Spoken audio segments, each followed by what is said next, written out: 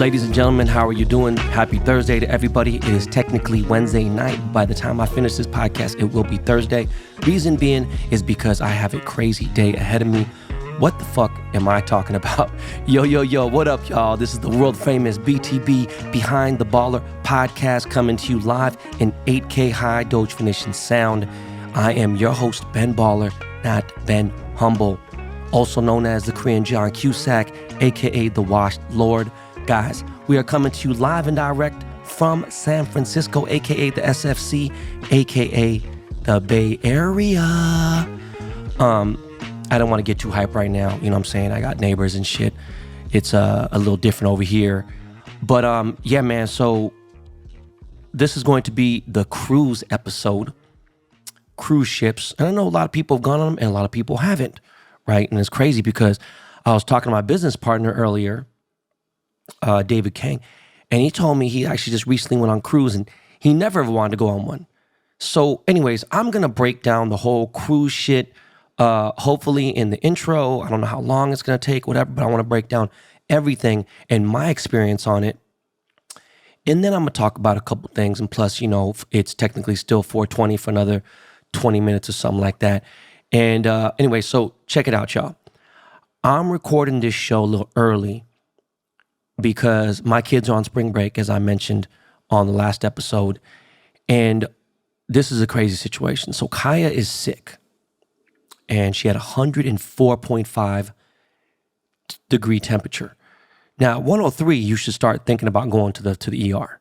And my wife is, you know, she's more paranoid than me, but I'm like the one that takes the kids to the emergency room and stuff. And she had a 104.5. I was like, look, you need to check that motherfucker again. And I was laid out, you know what I'm saying? I was smoking and shit. I'm at fucking Hippie Hill acting up. So I see two different readings and she's definitely over 104. So I literally put her in a bathtub with ice. You know, she was all right though. She was in good spirits. So Kaya definitely ain't gonna make it to the Bay. There's no way she's coming out here today. So what's gonna have to happen is I had to come out here for work, and we'll break that down later. So what I did, what I'm gonna do is I'm going to fly back to LA. My wife is going to drop off London and Ryder at the airport so we don't fucking miss out on that. And then I'm gonna fly back with them again. And it ain't no thing because it's 50 minutes. It ain't shit. So anyways, guys, I promised I would talk about this cruise thing. Some of you might be interested, some of you might not. I'm going to tell you right now, for those of you who listen to this show on a regular basis, whether you get free game, whether you listen to business advice, whether you listen to sports, whether you listen to Seahawks shit, whatever the fuck it is, I'm going to tell you this right now. Never in a million years did I think I'd actually get on a cruise. It wasn't until maybe a year ago that I thought about it. Because you could start tripping, like I talked about in the last episode. I said, look, one day it all ends. You know, I'd like to think that there is a place after this, spiritually, that you go to, and this ain't it. You know, I'd like to think that. But, you know, sometimes you think about shit like, okay, fuck, you don't want to think about your mortality too deep. When is really the end? Boom, whatever. Especially when you have kids and you have people who depend on you and you have people, you know, it's, you know, sometimes shit's unexpected. That's the, you know, the craziest times, right? Not everyone's blessed to just go out, you know, and, well, I mean, go out, I mean, you know, die.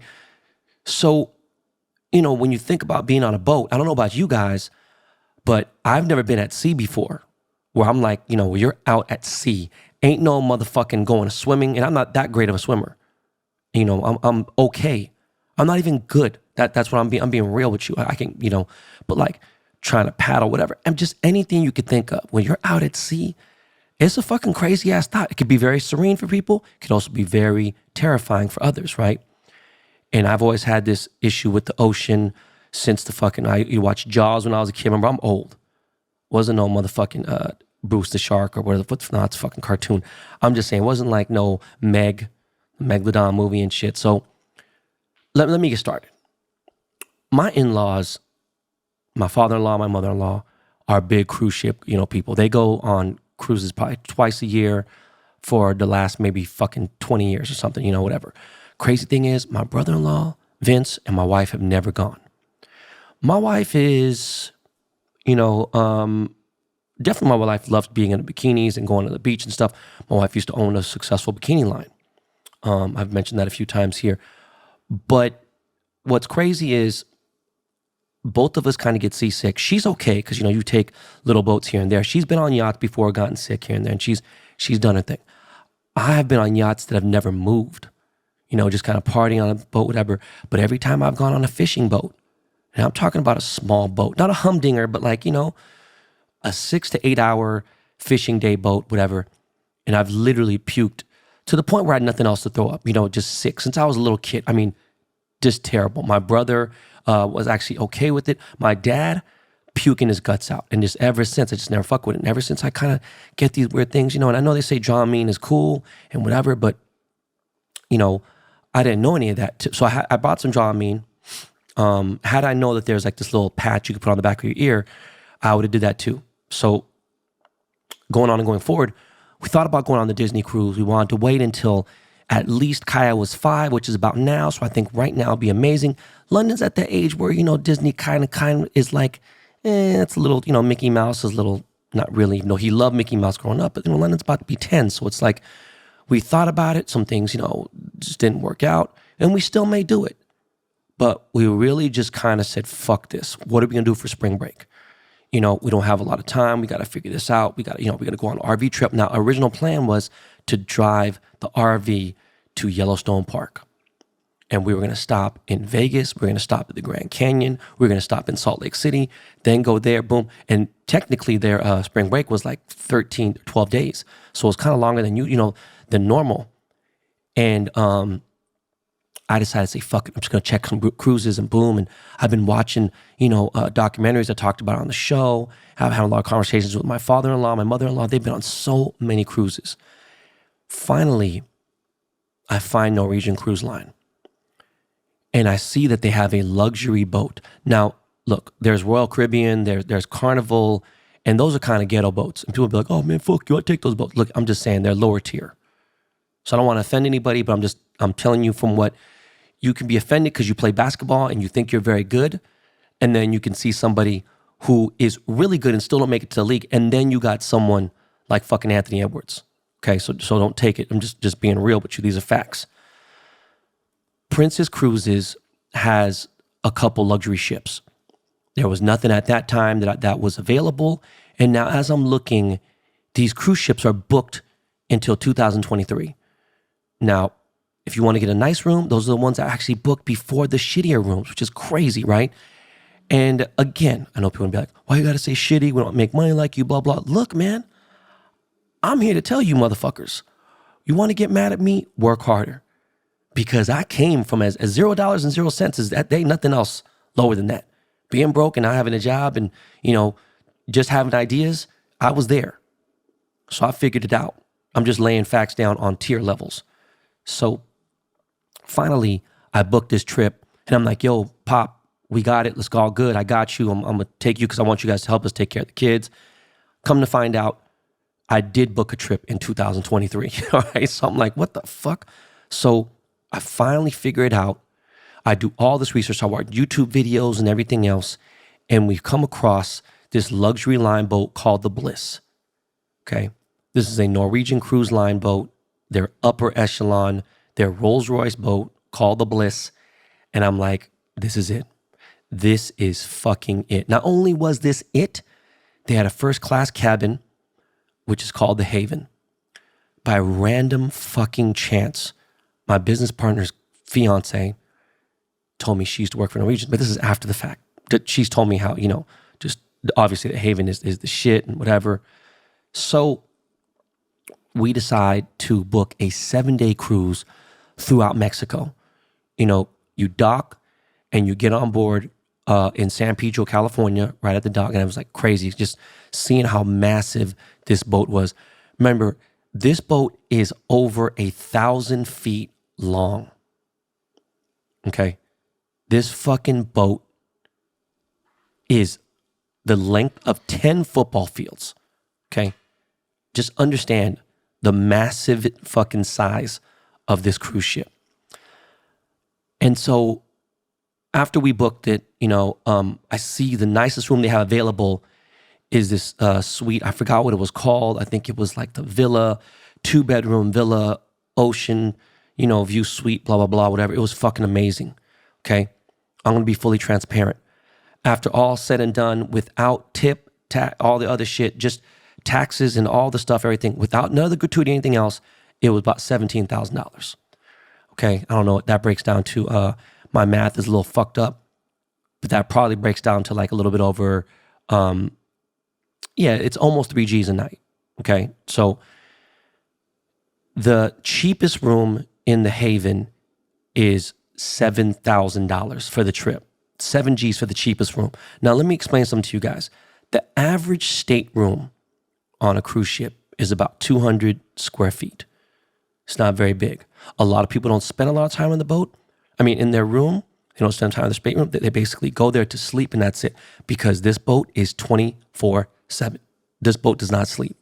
Now, for the most part, most cruise ships have a lot of older people, older couples, older people.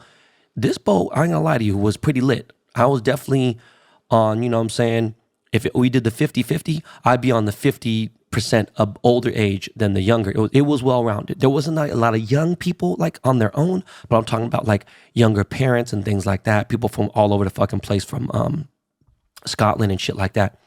So you board in San Pedro. The thing about the Haven, it's like, I think about the Titanic and shit, you board and, there's regular class boarding and you go through all kinds there's a fucking long ass line. You got to go and fucking, drop off your luggage. There's a fucking porters and there's all the other shit lines long as fuck. And you drop off your bags. We were there for a long time. 7 days is a pretty long trip for us because someone's always doing something. And, it's 5 of us, 7 of us really, but 5 of us, we got fucking 5 suitcases and we give it to the thing.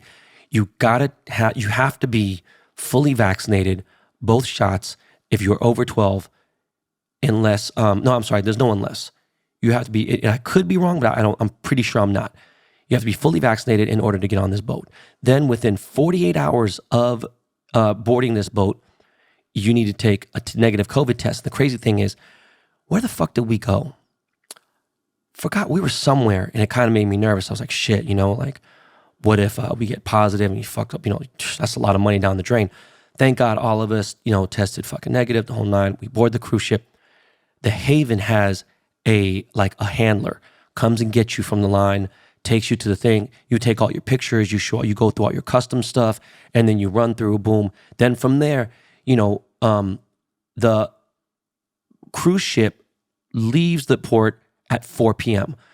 We had an 11:30 a.m. check-in time. That means we check in early and then we hang out on the boat, have lunch and everything else. And it was a new experience. It was so fucking fresh. So, the line for the regular people, it's fucking long. I ain't gonna lie to you. There's 4,500 people that, passengers could stay on this cruise ship.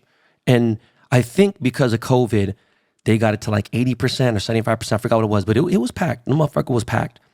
And then there's, 1,500, 2,000 staff. It's crazy. And by the way, it's wild because it's an international cruise ship. They go everywhere, all over the place. 75% or more of the cruise ship employees are Filipinos. So the service is going to be fucking excellent. That's one thing I don't give a fuck. They're fucking, taking advantage of that good, cheap labor. Filipino people work hard. Their service is incredible. And, we board the ship. Now, the ship is 20 stories high, but there's like 10 stories beneath the name. This is a fucking big ship. So, we're in the Haven. The handler takes us over directly to the Haven. We go into the first class area. There's a nice bar there, and it's all this shit. I didn't book anything prior. No fucking excursions and all that stuff. We did all these private things my father-in-law did for all the cities that we're hitting on our own. But I didn't realize you had to do, there's like all these things. Like if you wanted to book a show, you want to do other stuff, you just in advance, it's a lot smarter to book things. But one of the cool things about being on a cruise ship is if you're with the big group, you motherfuckers want to do whatever, go ahead and do what the fuck you want. Okay, we'll meet you at 8 o'clock at this restaurant, right? And there's over 20 restaurants on this cruise ship. That's how fucking many things how many places there are to eat. It's crazy, right? We just kind of stuck with a few and we checked out some other stuff. Anyways, Wi-Fi is $180 for like unlimited premium per day. Now, my father-in-law, he doesn't use Wi-Fi like that, right? With his plan, with his boat, he got his stateroom. He got like 50 minutes, or I forgot what, maybe it was 2 hours, nothing crazy, but he got like a couple hours, and he was able to make that last throughout the trip. He's not on social media, doesn't give a fuck about that type of shit. But it's $180 for Wi-Fi per phone, one device. So if you had your fucking laptop, I'm fucking, trying to upload the internet with the show, wasn't going to happen. 5 fucking phones we had to do this shit for, right? And if you want to use another phone, you got to log out. It's a fucking movie. So that right there was already almost $1,000 just in Wi-Fi. Now, there was packages like buy an arcade package, because I didn't know they had a full arcade. I didn't know it was like that. Thank God I went downstairs. We spent like $60 within a couple hours in arcade games, because like $2 a game. And it's like, remember, it's Ryder, Kaya, me, London. We're all playing. So, we run through fucking, and you play in Jurassic Park or Halo, you'll fuck around and, run through fucking, what is that? Like, let's say 20 times 3, that's 60, that right there, that's $120. I mean, you just run through a lot of money. It's quick if every 2 minutes, depending how much time you're spending. So I come to find out there's an arcade package. Someone tells me, who happens to be a follower of the podcast, a BTB Army member. And so I go upstairs, I buy this arcade pass for $175. Come to find out, they refunded me the 60 some odd dollars I spent already in the arcade. Now, all the regular games that don't give you tickets are fucking free, and they refunded me. So I was like, yo, this shit was a bargain. And then they have a liquor package. Excuse me, I didn't buy the liquor package. I don't know what it was. From what I heard from everyone, it was lit. I did not drink. I had maybe 2 drinks in the whole 7 days. Wasn't my thing at all. I did bring a pen on the cruise ship. We'll talk about that in a little bit. But I think the drink packages are like $700 to like $1,400, somewhere around there. From what I know, maybe it was $700. From what I know, the drink packages are lit. Way cheaper than trying to buy the drink per drink and everything else. Remember, like Coca-Cola, juice, tea, that shit's free. Regular coffee is free. Everything else you got to pay. By the way, every single person that is staying on the ship pretty much has to pay $20 a day per person in gratuity per day. So 5 of us paying $100 a day in gratuity, and it goes to all the staff and all the people and everything else. I had a butler and I had another person cleaning, so I took care of them, extra. So as far as other packages, I'm not really sure unless you're doing excursions. Like when you're in Cabo, you want to get like a sightseeing package, a personal driver. You want to go here, here, and here. I'll get into that a little bit. We didn't do any of those. But, first day, we're just at sea and we're just chilling. I go to the Haven. I go upstairs to the Haven restaurant. It is fucking fire. This shit remind me of the Rotunda. They have fucking caviar, steaks. They got Louis the 13th in this motherfucker. Yo, it was crazy. This dinner at the Haven in the first class cabin is included. The meal is free. It is included with my stateroom because I had a big suite. So, the crazy part about this entire cruise ship was every single restaurant catered to London and Ryder's allergies. Every restaurant had mac and cheese. Every restaurant's mac and cheese was different too, which was crazy. They had chicken tenders, burgers, anything kids want, spaghetti, pizza, all catered to the kids. So we're good, right? I ate like a fucking champion. They had French dip sandwiches, prime rib for real. They had fucking shrimp scampi. Like I said, soups, salad. They had the whole 9, dessert, everything. In fact, after a certain point of checking out the restaurants, like, why the fuck am I going to go over here? I'd rather just go back to the Haven. Now, of the 20 plus restaurants, I want to say maybe 6 of them are you got to pay. And when I say pay, even a really nice place, I went to a steakhouse, you go there and the nicest steak's like $20. And I'm talking about a steak that will cost a lot more than that, but because you're already paying so much, it's really not that bad. Like the most expensive entrees at these really nice restaurants would like be teppanyaki or like Italian restaurants, they're like $25, right? I got pasta carbonara. That shit was delicious. And they did it al dente the way I wanted it. It was fucking fire. And it was $15. That's fucking cheaper than Cheesecake Factory, So it's not like these restaurants are super expensive. You could go to the buffet. And the buffet is like, open pretty much all day, 3 different meals. But the best part about the ship is 24 hours a day, there was somewhere you could get an official meal. Room service is 24 hours a day. And their room service menu is lit. I ain't gonna lie to you. It's legit. I don't know how it is in the other, but I'm pretty sure my room service menu had to be pretty close to the regular room service menu, or I could be completely tripping. Now, another thing is, when you are out at sea, there is no last call, meaning you can drink at 3 a.m., 4 a.m., 5 a.m., 6 a.m., 1 p.m. It don't motherfucking matter. There's no last call. So, it's kind of crazy. My parents, my in-laws were drinking wine. There was a wine bar in there. There's a fucking mojito bar. There was a fucking whiskey bar on the cruise ship that had Hibiki. They had, Yamazaki. They had fucking Macallan. All that shit. They had the illest whiskey. Couldn't believe how much shit that was on here. And let's just talk about activities. Okay. They had a gym that was legit as fuck. You name it. Ellipticals, fucking, Pelotons, fucking treadmills, free weights, all that shit. They had a fucking jogging track around that boat. They had another area. They have there's like 4 pools, like 6 jacuzzis, private deck. There's a day party club for adults, right? For like, I don't know, there was a pool there probably, I'm sure. There's laser tag. There was miniature golf. There's basketball. There was a fucking go-kart racing track, like real go-karts. You had to be, I think, 15 years old to drive. There is an arcade. There was a bowling alley. There's daycare there. There is a kids club. All right? A fucking kids club. Like imagine somewhere for kids to go and want to chill, play foosball, whatever. This is for kids that are like, pretty much from 5 to, 13 or 14. There's snacks and fucking juices and like video games and other type of things and just all kinds of shit you could think of. There's daycare. Like I said, what other fucking activities out there? There is a 24-hour straight up Vegas casino fucking in there. And you can, some of these tables where you were able to bet like 5-10 G's max. It's crazy. They had like a fucking smoking section in the casino, craps, fucking video poker, slot machines, everything you can fucking think of. There's Jersey Boys, Broadway shows, there's stand-up comedy show, there was a nightclub, a couple bars like for adults. There was so much shit to do. In 7 days, we didn't do fucking not even 60% of what was offered on the fucking ship.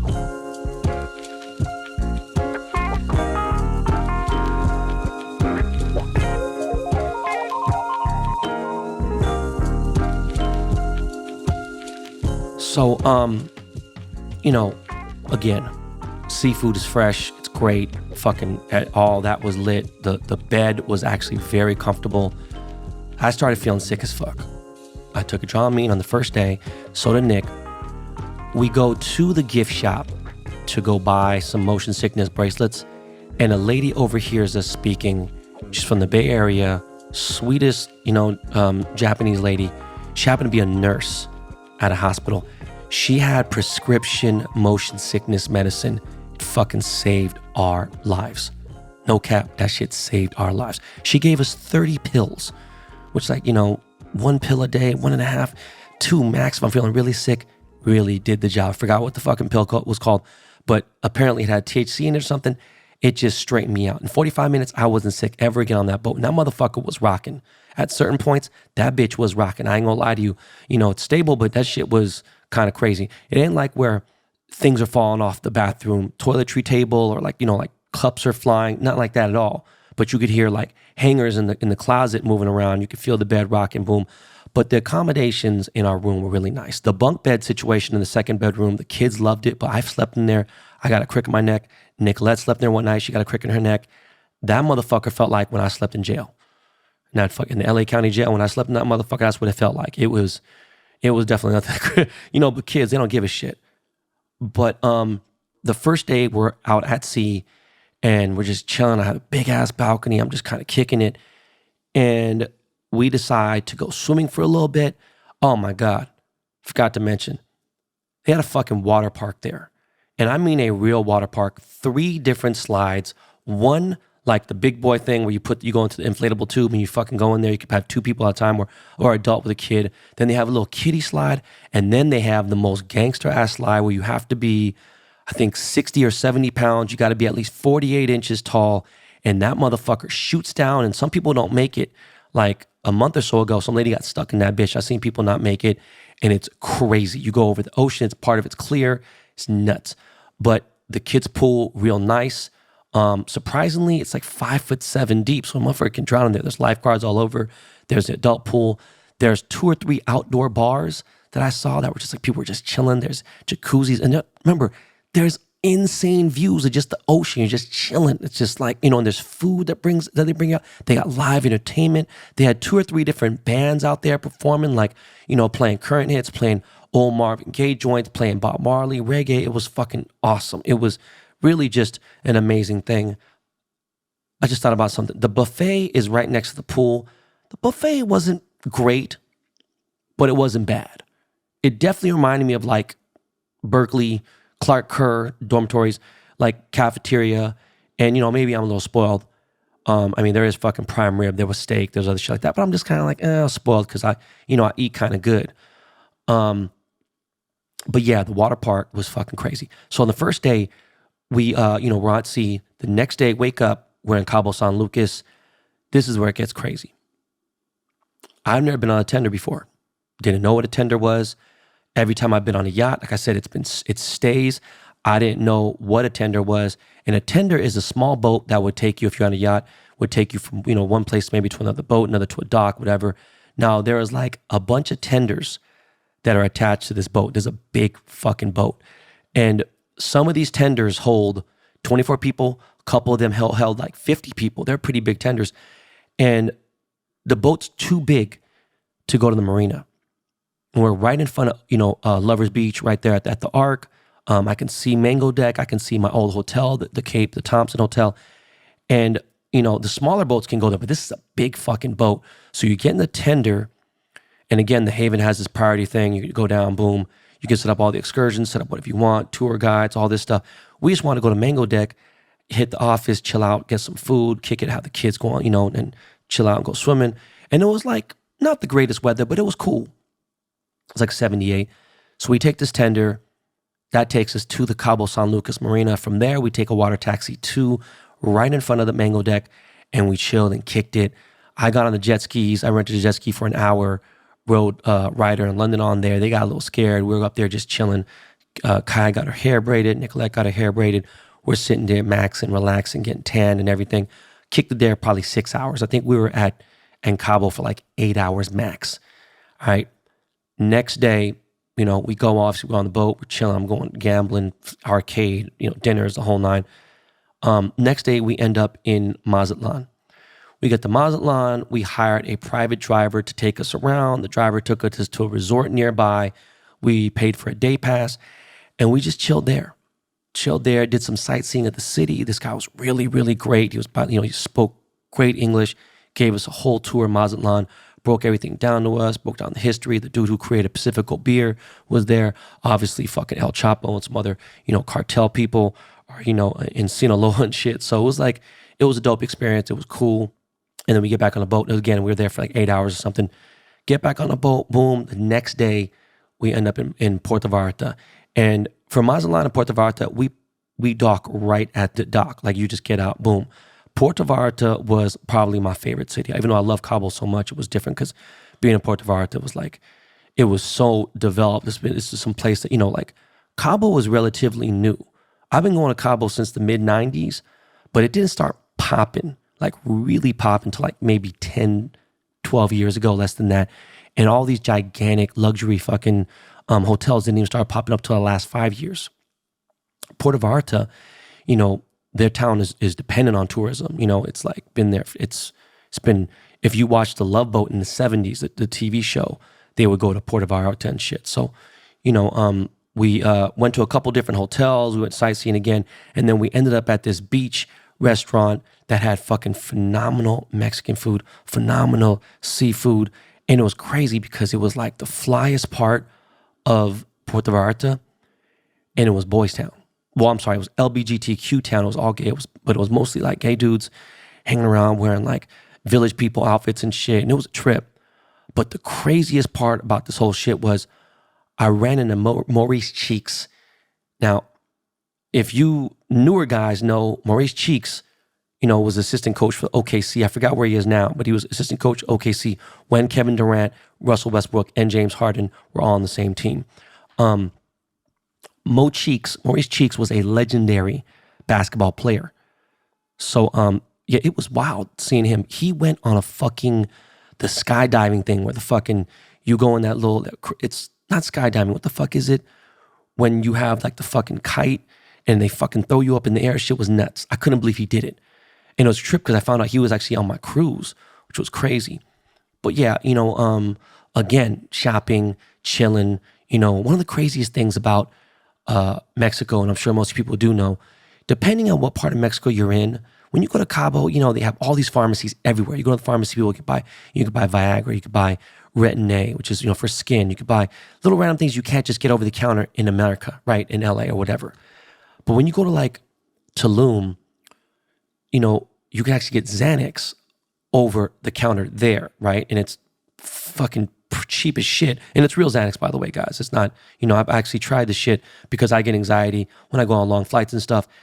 And when we're in Puerto Vallarta, they had fucking morphine, oxycodone, like super, super strong drugs. And they were semi-expensive. Like I think Oxycontin was like $250 for maybe 16 pills or something. By the way, Oxycontin on the street is like $800 a pill right now. It's something absurd.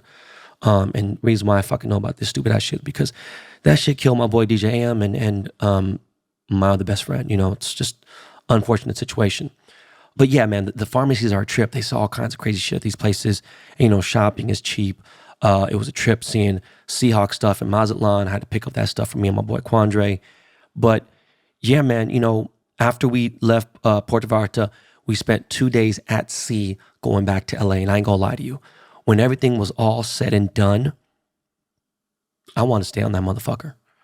Like the boat, we docked and the boat was, we had to disembark and the boat was like, they were going to San Francisco, Santa Barbara, San Francisco, and then they were going to Alaska or Seattle and like fucking Canada. It was like up north. And I was like, just, man.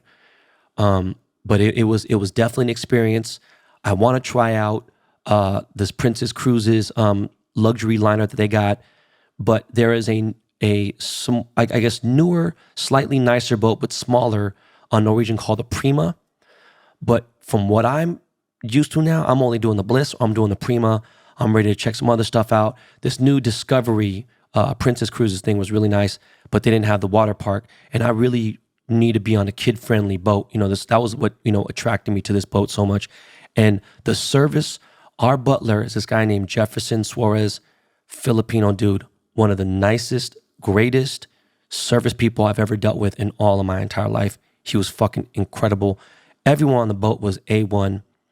I barely lost any money gambling.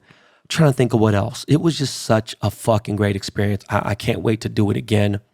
But I had to try to get all that shit on there to let you guys know that it is lit. If you got kids, cool, you're lit. If you are just going with your girl, lit, extra lit.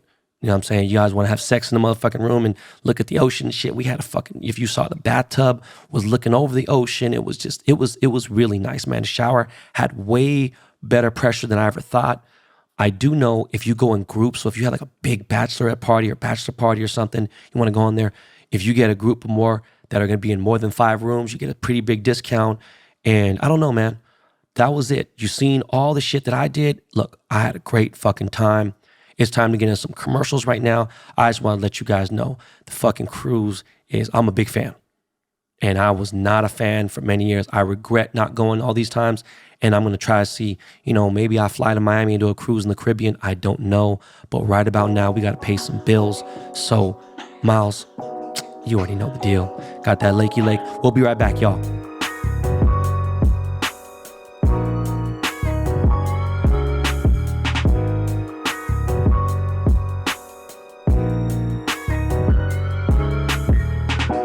So let's talk about captain's picks, because you're missing out on making some money, all right?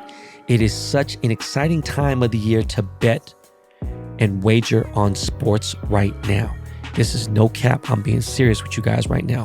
NBA, NHL, soccer, live betting, guys, okay? All can be done at CaptainPicks.com. This company has myself as a partner and a captain along with the Dust Brothers and Michael Rappaport.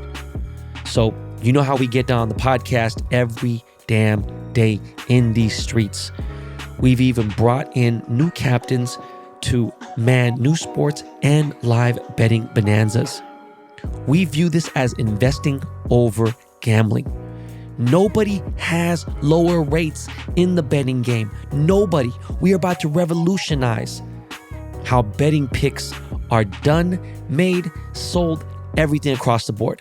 Do yourself a favor. Go to CaptainPicks.com. Okay? That's CaptainPicks.com. Thank me later.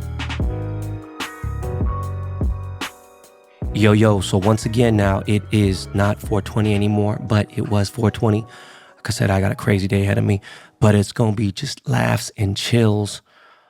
You know, Ryder's been serious, getting serious with this jiu-jitsu shit. And again, the conversations I'm having with him, with London, with Kaya, it's just so wild to have 3 relationships with 3 different kids who are 3 totally different kids. They might have some interests they like, but they're really 3 totally different personalities. And it's just like, I'm so fucking lucky, right? For every parent who feels this way, it's like, you know, I was so busy during London's first year of his life. I spent a lot of time with him, but like, you know, I think right around when Ryder was born, I was gone a lot. And then when Kai was first born, I was gone a shit ton. And now I'm kind of gone a lot, but I'm like interacting with them in such a different way. So I'm so excited they're coming out here to hang out with me. You know, we're gonna have fun. They're gonna probably see their cousins and all this other shit.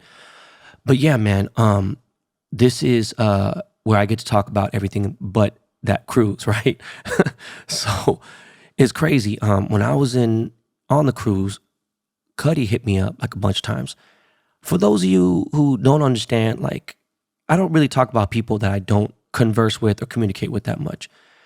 And what's weird is me and A$AP Rocky, or me and Rakim, right? I never call him Rakim. I just call him Flacco, right? We're close. He's met my parents. I've met his parents. You know, I have a company with this dude, and we're close. When that whole fucking bullshit about him and Rihanna breaking up, I went on the shade room. I was like, yo, shit's cap. Because I knew already. Knew that motherfucking she was pregnant early on, whatever, boom. And, you know, a lot of times when I have this information, I can't share it because, you know, this is a dude of mine. And one time when I first started the podcast, when I very, very first started, I had to retract some statements and have Miles, you know, take things out because he was tripping because he thought he was going to go back to jail. I was like, yo, bro, you talked about the case, boom. But, you know, it was like he was being more paranoid than anything. You know, he was just tripping because he didn't want to, you know, have a situation. And the crazy part now is yesterday my man got picked up at LAX, which is weird because he was in a private jet and like I must have just missed him. And got arrested for allegedly shooting someone. Now, there's some information on the inside that, you know, I've heard from, you know, fam and everything else. And it's a fucking stupid ass situation. The crazy thing is, I don't think that there's going to be criminal charges.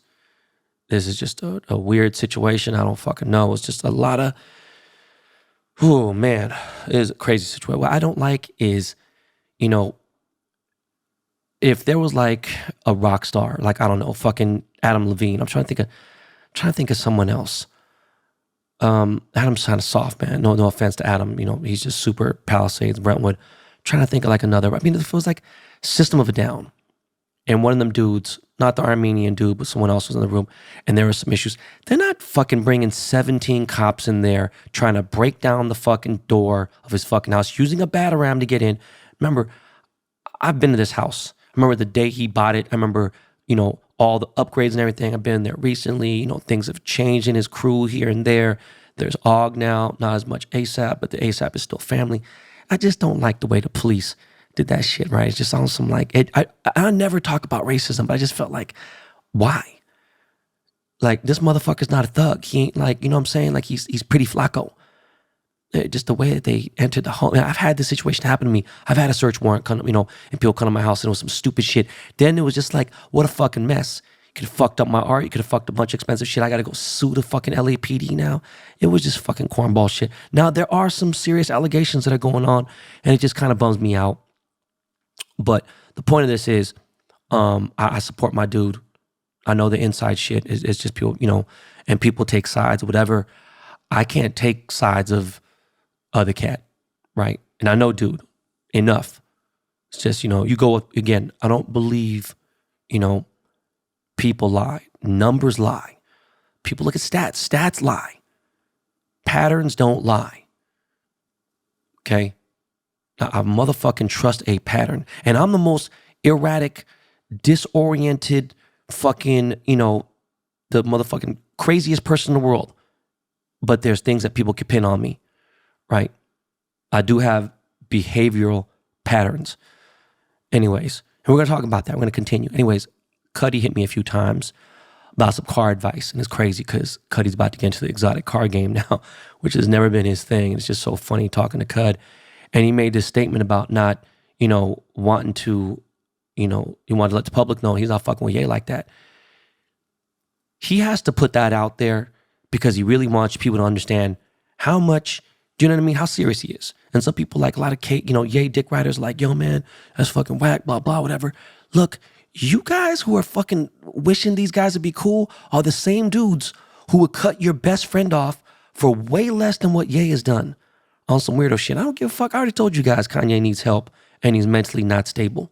And that's why he's taking a time out. He's got all this shit going on, whatever.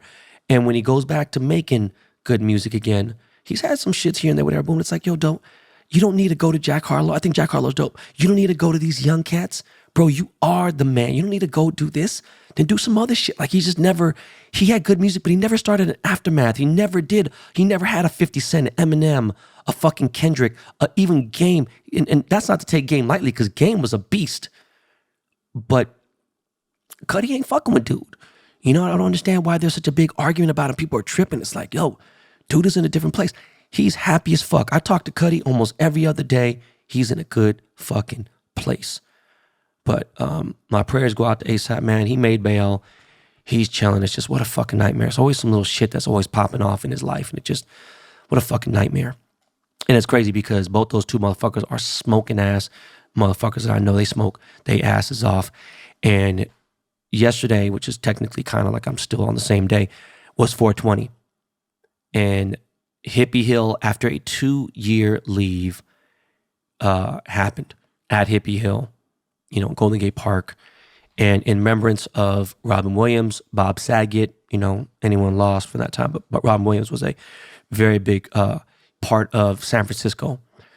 And as I had told you guys before, Hippie Hill in 2019 was fucking insane. It was insane. Over 100,000 people showed up and it was nuts. Now, I forget, on April 20th, 2019, it was a Saturday. 420 in 2020 was supposed to be the biggest ever of ever. It was supposed to be the biggest 420 ever in history. And that was going to fall on a Monday, but it didn't happen. And then 2021, 420 didn't happen. So it just kind of sucked.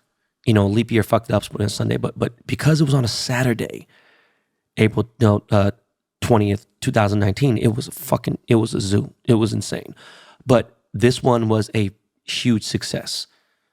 This Hippie Hill was the first time ever where you could consume and buy legal marijuana from cookies, from lots of different things, but mostly cookies, right? We had Sky Pack, had a booth there, Green Door, obviously Ben Bar did the Strange shit was there.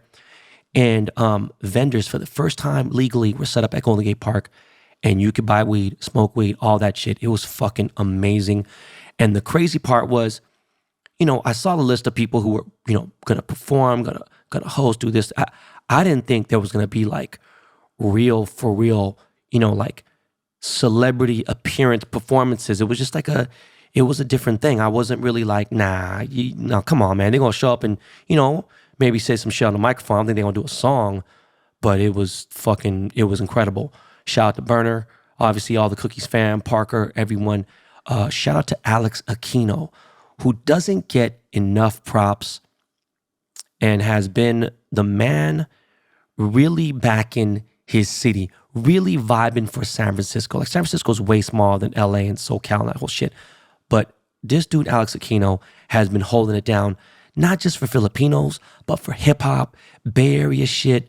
It's dope, you know what I'm saying? And, you know, this dude was, a founder and owner of a very, dope ass, successful clothing brand called Black Scale.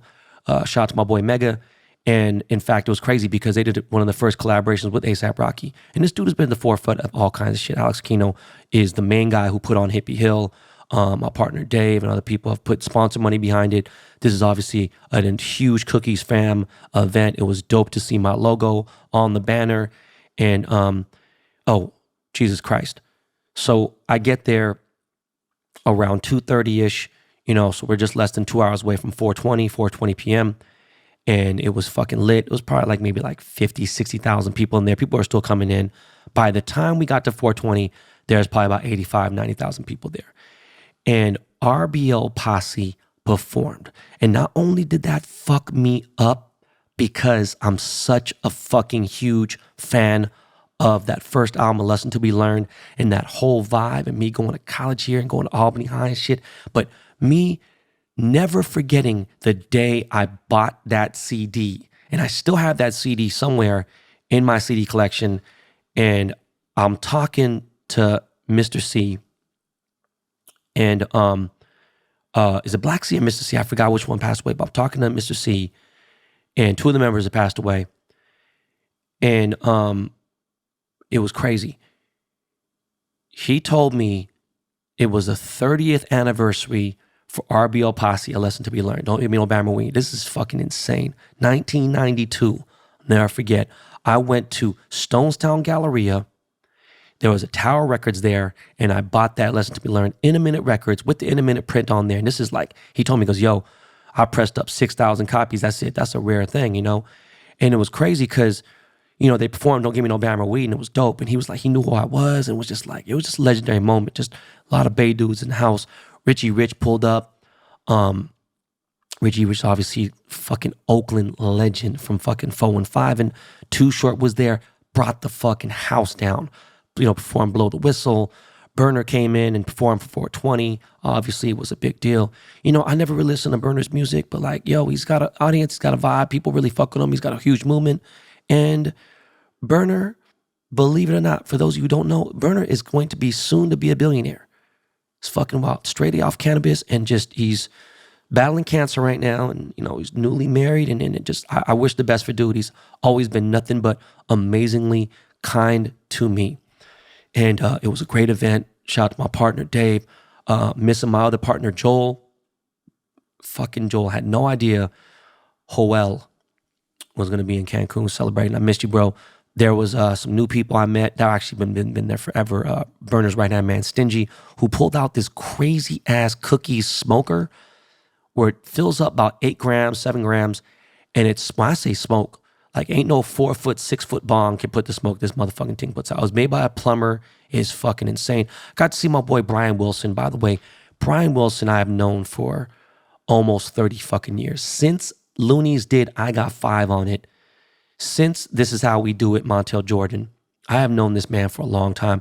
He was working for a company called Rubber Soul. They were a hype, streetwear brand back in the day, way before LRG. He was the head of sales at LRG. After LRG, he went and became the head of sales at Cookies clothing brand, which is fucking wild.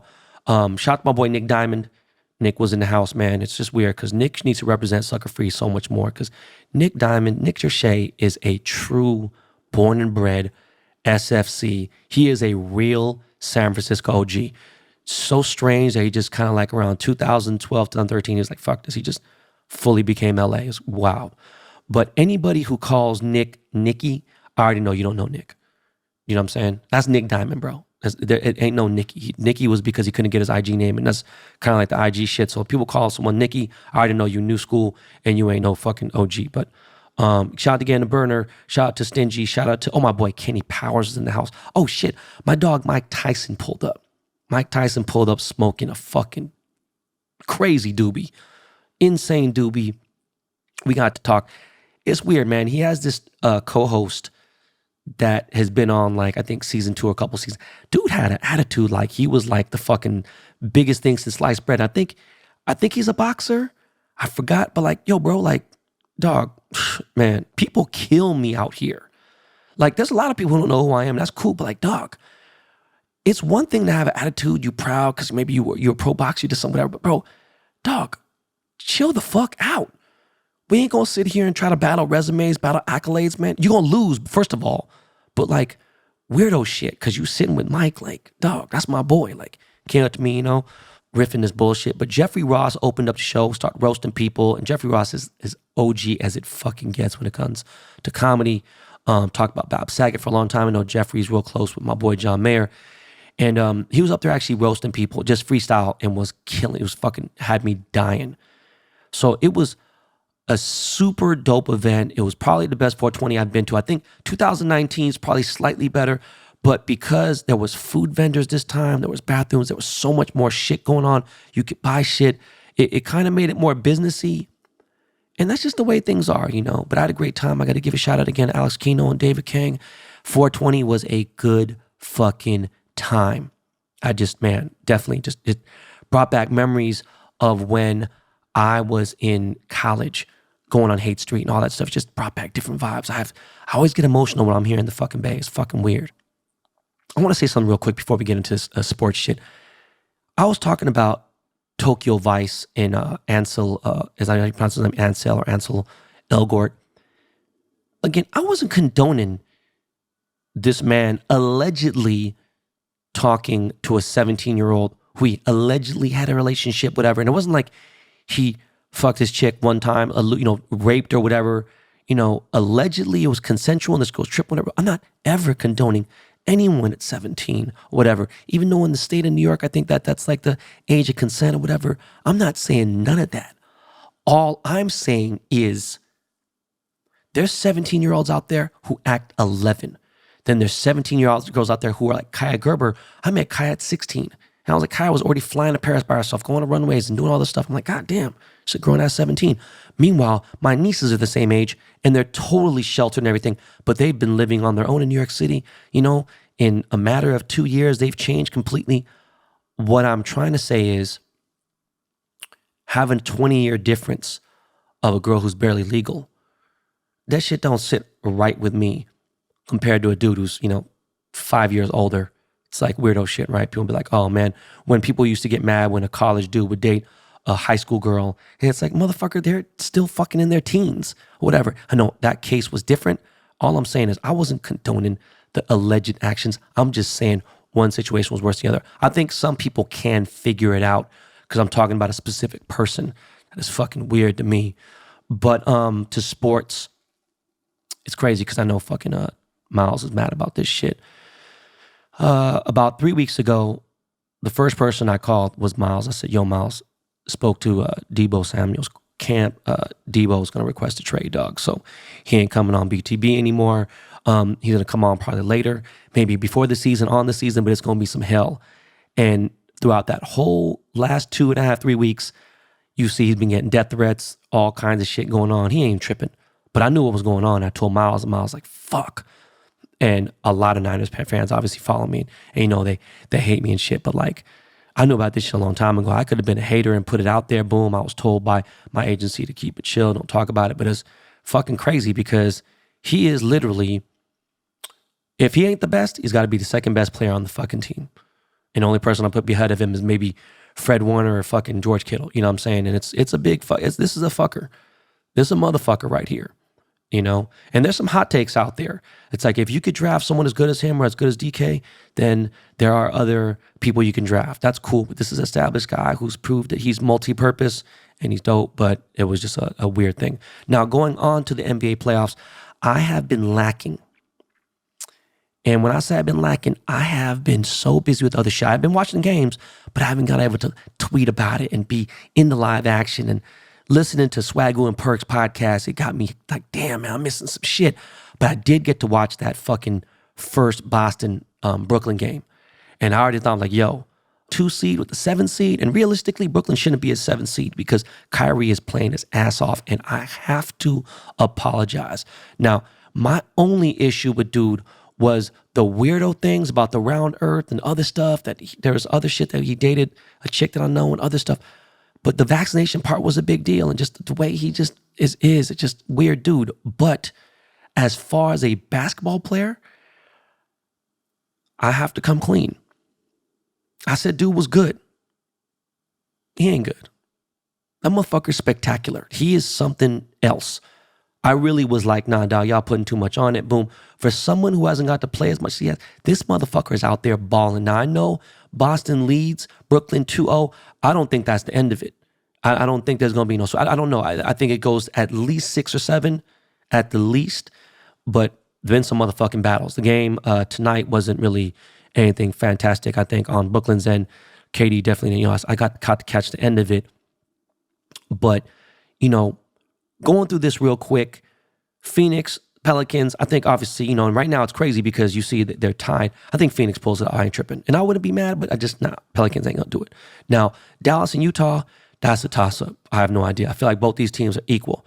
Golden State and Denver, I hate to say it, man. I love Denver and I wish Bol was a part of that squad, but he's not anymore. And Jokic just, I don't know what's going on. GSW is playing way too strong. I wish there was a game here in town while I was here. I'd go to the Chase Center. But yeah, that's a wrap, and I feel bad. My boy Austin, in fact, it's so random, just hit me today. I'm talking about this. But Austin Rivers is hurt. He's got back problems. He's going through some shit. We were talking about cars. And I got to get him back on the pod. But yeah, man, that's just, I don't know. It's just unfortunate. Memphis, Minnesota, it's tied. I think they're going 7. And I don't know what the fuck's going to happen there. Miami, Atlanta, sorry, man. I love Trey, but, like I said, and I hate Miami. But they're just too strong, and they're just going to come out victorious. Philadelphia and Toronto, that shit's a wrap. It's a wrap, riggedy wrap. Toronto being a 5th seed is just mind-blowing me. I don't give a fuck about Fred VanVleet and fucking Pascal Siakam and all them. Fuck them. Embiid is about to, these motherfuckers might come around and fuck around and end up being the Eastern champs. Milwaukee and Chicago, I really want Chicago to pull this off. We'll see. I like Chicago. I love this squad on there. They just tied it up now, 1-1. We'll see what happens. So yeah, man, even if I fall off on this, listen, there's multiple members of the captain's picks, and they'll never fall off. Understand that. The captain's picks are on fucking fire. You would be a fool right now to not join Captain Picks. You go to the Instagram, you go to the website, go to captainspicks.com. You need to join because there's buy one, get ones. It's crazy. This ain't no Vegas Dave thing. We are fully transparent with our picks. We are fucking crushing it on all sports bets. It is not a joke. The Discord's going off, going crazy. It's just, it's wild. But before we end the show, I just want to talk about something real quick, and I might miss some stuff here and there. And I want you guys to have a great weekend, and I'm going to have a great weekend here. And my kids are just about to end spring break, and then I'm about to get into some shit, man. I got fucking baller breaks. I'm going to finally be doing breaks, except I'm doing it on network. We're going to do it in the studio. We're going to be breaking everything from Panini to fucking, Tops to fucking WWE to fucking F1 to basketball, football, baseball, everything, all that shit. That's going to go down May 5th on Network app. We're going to be doing that live in the studio. I got a huge baseball collaboration I'm going to announce soon. I got my Babe collab coming out May 7th. Do not forget. That is going to be fucking insane. I think it's going to start at like 11 a.m., maybe noon at the Babe Melrose store, Bathing Ape LA store. My first collaboration with them ever. It's the first time they're doing jewelry. This is a big fucking deal. PML Quick Strike has been announced. It will be May 7th as well, except it'll be an evening run. So I'm pretty sure I'm going to bring the Tesla out for that thing. What else is coming out that I'm bugging? I know there's some other shit coming out. Oh yeah, my Master Dynamic gamer headset is dropping that week as well. I think that's May, or fucking, I'm so out of it right now. I'm going to have exact dates in a little bit. I got a lot going on, guys. But if you've been following me on Twitter, I got this feature called Super Followers. And it's $3, something like that. I think $3 a month. Follow me, you're going to get exclusive tweets. You're going to get more information there. I'm going to interact with you a lot more there. This ain't some pun to be like, oh, buy this, boom. It was a feature I thought that was cool. I get to interact with people in a different way. It is kind of like a Patreon, except I'm giving you guys different insights. There's going to be membership shit going on. It's not to take away from what's going on with the blockchain situation or whatever. But I will say this again. I've said this on Twitter, but I want you guys to understand this because there's context now. The way I'm telling it, it's not on a tweet or or caption or something. You could hear me. You will understand the energy behind this. When I decided to follow some people who were blockchain owners, BBDTBC guys, understand this, right? There's nothing that I can do currently to turn this project around as far as what I can do right now at this point, okay? In order to have, again, this is crazy, to pull a rug pull again, the money would have had to come in my way or benefit me somehow, some way, or the situation. There's no money going my way. Understand that. Now, I had this one dude, Alex, I think his name is, and he was so it was just weird. I feel like, maybe he invested some money, whatever, but he was irritated by the situation. And a lot of guys were cool. Again, think I've spoke about it a few times. I went in the Discord a few times before I couldn't anymore, and my usernames didn't work anymore. You got to understand, nobody sat out there telling motherfuckers that we were going to get rich or whatever, boom. It was more about a community situation. And I need to emphasize this again. When I follow people, I was kind of like, look, have an open discussion about certain things. You want to, hey man, you got something going on here, boom. I don't want to sit here and talk about a fucking NFT that didn't go the way anyone wanted it to go. It's almost like it was a weird situation where people were messaging me, hey, this is this. No, you don't get it. That ain't going to change shit. Talking about something with a business person, you have nothing because, look, imagine if you're talking about a dude who owns $7,000 in Tesla stock. Can you imagine $7,000 Tesla stock? I'm just saying, that could be everything to that person, okay? And then imagine the person who owns 30 million in Tesla stock. And then, the founding members or there's just the top level owners, the majority owners. Imagine their conversations with certain people. This is on such a minuscule level. And I want you guys to follow me because I'm just saying this freestyle off the top of my head. We're not going to sit here and talk about stocks or anything when there's legally binding contracts going on in certain things. You think that and people are like, oh, I've been talking to this group and, they have these ideas and plans. Yo, bro, this ain't why I have DMs here. And what's crazy is you don't get yo, bro, I don't talk to my homies that much on here. Why? Because one, some of them probably have my phone number. Two, they know, that's not how people get down. This ain't customer service, dog. You hit somebody else for that. You don't hit me. I didn't get paid for that. You get what I'm saying? That shit just don't make, and then they want to get mad. And it's yo, dude, that's what it is. And people are like, oh man, I thought you're a dick and blah, blah, blah. I'm a dick because I didn't tell you to go buy something. I didn't tell you we were going to get rich because I didn't make any money on the shit that was sold. Why am I a dick? You know what I'm saying? Because you don't know the situation. That's why I don't understand. That's why it just doesn't make any sense to me. Do you know?